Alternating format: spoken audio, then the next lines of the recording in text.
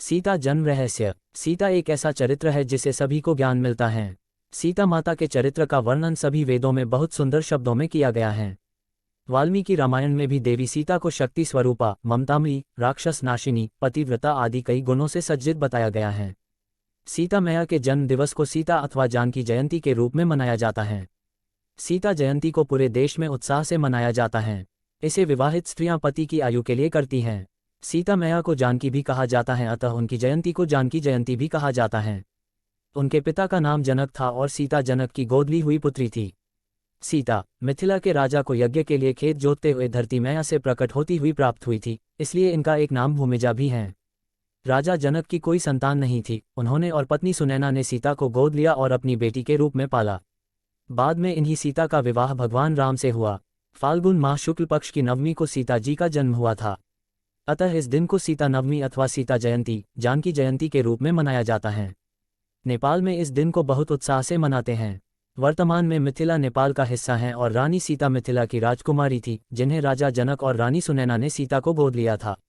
वास्तव में सीता भूमिजा कहलाई क्योंकि राजा जनक ने उन्हें भूमि से प्राप्त किया था। इस संदर्भ में बहुत ही रोचक कथा कही जाती है, जिसे विस्तार से लिखा गया है। सीता मैया, जो कि मिथिला नरेश जनक की पुत्री कही जाती हैं, वाल्मीकि रामायण के अनुसार जब राजा जनक ने धरती को जोता था तब निर्मित हुई क्यारी में उन्हें एक छोटी सी कन्या मिली थी। तभी राजा जनक ने इन्हें धरती माता की पुत्री के रूप में अपना लिया था। ये भी कहा जाता है जब राजा जनक ने यज्ञ कार्य हेतु धरती को जोता तब धरती में एक गहरी दरार उत्पन्न हुई। उस दरार से एक सोने की दलिया में मिट्टी में लिपटी हुई सुंदर छवि वाली कन्या प्राप्त हुई। राजा जनक की कोई संतान नहीं थी, इसलिए इस छोटी सी कन्या को जैसे ही उन्होंने अपने हाथों में लिया, उन्हें पिता प्रेम की अनुभूति हुई और उन्होंने उस कन्या को सीता नाम दिया और उसे अपनी बेटी के रूप में सम्मान दिया। राजा जनक मिथिला के राजा थे। जनक उनके पूर्वजों द्वारा दी गई उपाधि थी। उनका असली नाम सिराध्वज था एवं उनकी पत्नी का नाम महारानी सुनैना था। सीता इन दोनों की एकमात्र पुत्री थी।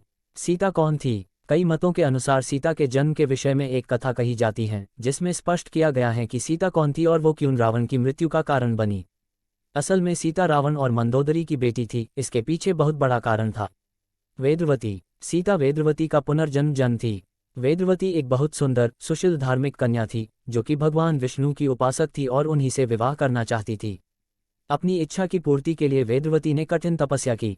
उसने सांसारिक जीवन छोड़ स्वयं को तपस्या में लीन कर दिया था। वेदवती उपवन में कुटिया बनाकर रहने लगी। एक दिन वेदवती उपवन में तपस्या कर रही थी।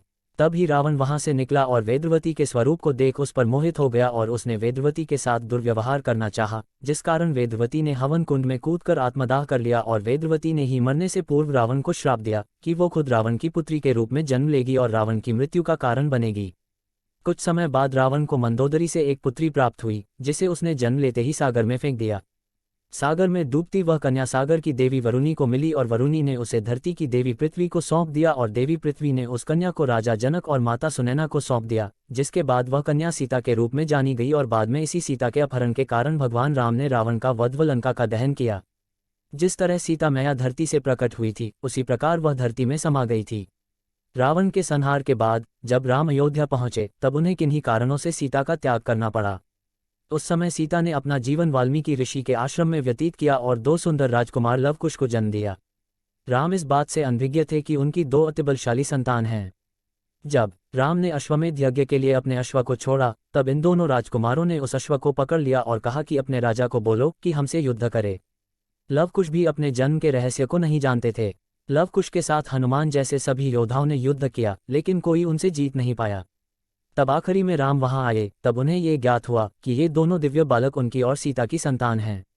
तब सीता को वापस अयोध्या आने को कहा गया। तब सीता अयोध्या की भरी सभा में गई और उन्होंने धरती माँ का आवाहन किया और लवकुश को पिता को स्वयं को धरती माँ को सौंप दिया। इस प्रकार जिस प्रकार दिव्य जन्म के साथ सीता मैया प्रकट हुई, उसी तरह से वो धरती में समा गई। सीता मैया एक दिव्य स्वरूप मानी जाती हैं, इसलिए कहते हैं कि जब रावण उनका अपहरण करने आया था, उसके पहले ही सीता के वास्तविक शरीर को अग्निदेव को सौंप दिया गया था, क्योंकि अगर रावण वास्तविक सीता को बुरी निगाह से देखता तो उसे देखकर ही भस्म हो जाता। अगर ऐसा होता तो मनुष्य को जाति को नारी के साथ अपनी मर्यादा का सबक नहीं मिलता, जो कि रावण के अंत और उसके घमंड के अंत के साथ मिला। इसलिए अंत में भगवान राम ने अग्नि परीक्षा के रूप में अग्नि देवता से सीता को पुनः प्राप्त किया। आज के इस महत्वपूर्ण धार्मिक प्रकाशन को हम यहीं समाप्त करने की आज्ञा चाहते हैं। आप सबसे नम्र विनती है कि कृपया आप सब अपने अनमोल विचार हमें कमेंट बॉक्स में अवश्य लिखें। इस चैनल से आपको सनातन धर्म, हिंदू धार्मिक पुराणों, उपनिषदों, ग्रंथों, वेदों, बच्चों के लिए शिक्षाप्रद, मोटिवेशनल, नैतिक शिक्षा, बोध कथाएं, पौराणिक कथाएं इत्यादि और हिंदू देवी देवताओं से संबंधित ज्ञान और नई नई जानकारी प्राप्त होगी। ये चैनल ज्ञान का खजाना है जो अधिकांश ज्ञान और जानकारी प्रदान करता है जो किसी व्यक्ति के लिए खुद को सही ढंग से समझने और उनके आसपास की दुनिया को समझने के लिए महत्वपूर्ण है।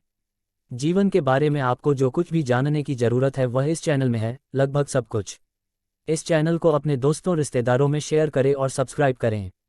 सनातन धर्म व भारतवर्ष के हर पहलू के बारे में हर माध्यम से जानकारी जुटाकर उसको संपूर्ण व सत्य रूप से आप लोगों तक पहुंचाना मेरा उद्देश्य है। यदि किसी भी विषय में मुझसे किसी भी प्रकार की कोई त्रुटि हो तो कृपया इस लेख के नीचे टिप्पणी कर मुझे अवगत करें। अच्छे विचारों को हम यहाँ प्रकाशित करते हैं। ये चैनल धार्मिक और अन्य महत्वपूर्ण जानकारियों से संबंधित चैनल है। इस चैनल का किसी भी अन्य संस्थान, कोर्स आदि से कोई संबंध नहीं है। धन्यवाद।